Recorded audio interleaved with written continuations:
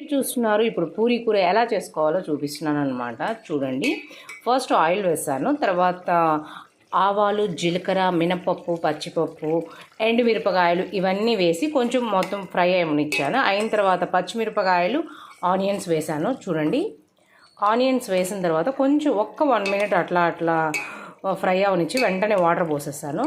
చూడండి, ఇలా ఇలా ఇలా మొత్తం 100% ఉడకకూడదు, ఒక 70% కుక్ అయిన తర్వాత ఇలా ఇలా శనగపిండి కలిపి పెట్టాను వాటర్లో.